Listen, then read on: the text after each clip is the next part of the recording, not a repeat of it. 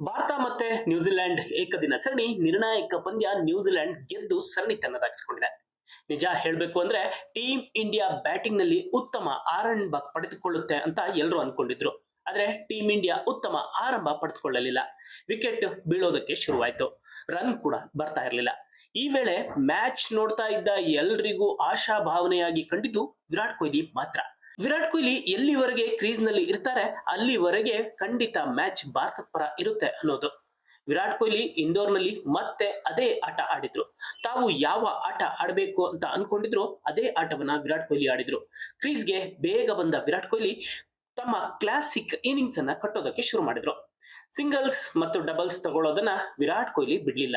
ಇನ್ನು ಬೌಲರ್ಗಳು ಯಾವಾಗೆಲ್ಲ line and length ತಪ್ಪಾಗಿ ಹಾಕ್ತಾ ಇದ್ರು ಅವಾಗೆಲ್ಲ ವಿರಾಟ್ ಕೊಹ್ಲಿ ಬೌಂಡರಿ ಸಿಕ್ಸರ್ ಗಳನ್ನು ಸಹ ಬಾರಿಸಿದ್ರು. ಇನ್ನು ನಿಧಾನವಾಗಿ ಟೀಮ್ ಇಂಡಿಯಾದ ಸ್ಕೋರ್ ಬೋರ್ಡ್ ಕಂಟ್ರೋಲ್ ಕಡೆಗೆ ವಿರಾಟ್ ಕೊಹ್ಲಿ ತೆಗೆದುಕೊಂಡು ಬಂದ್ರು. ಇನ್ನು ಈ ಮ್ಯಾಚ್ ನೋಡ್ತಿದ್ದ ಪ್ರತಿಯೊಬ್ಬರಿಗೂ ಭರವಸೆ ಕೂಡ ಮೂಡಿತ್ತು. ಖಂಡಿತ ಈ ಮ್ಯಾಚ್ ನಾವು ಗೆಲ್ತೀವಿ ಅನ್ನೋದು. ವಿರಾಟ್ ಕೊಹ್ಲಿ ಅದ್ಭುತ ಶತಕದೊಂದಿಗೆ 124 ರನ್ ಅನ್ನ ಕಳೆ ಹಾಕಿದ್ರು. ಅದು 108 ಬಾಲ್ಗಳಲ್ಲಿ. ಇನ್ನು ತಮ್ಮ ಏಕದಿನ ಕ್ರಿಕೆಟ್ ಕೆರಿಯರ್ ನಲ್ಲಿ 54ನೇ ಶತಕವನ್ನು ಸಹ ಪೂರೈಸಿದ್ರು. ಇಲ್ಲಿ ಕೇವಲ ವಿರಾಟ್ ಕೊಹ್ಲಿ ಆಟ ಮಾತ್ರ ಅಲ್ಲ, ನಿತೀಶ್ ಕುಮಾರ್ ರೆಡ್ಡಿ ಮತ್ತು ಹರ್ಷಿತ್ ರಾಣಾ ಆಟವನ್ನು ಕೂಡ ನಾವು ಇಲ್ಲಿ ನೆನಪಿಸಿಕೊಳ್ಬೇಕಾಗುತ್ತೆ.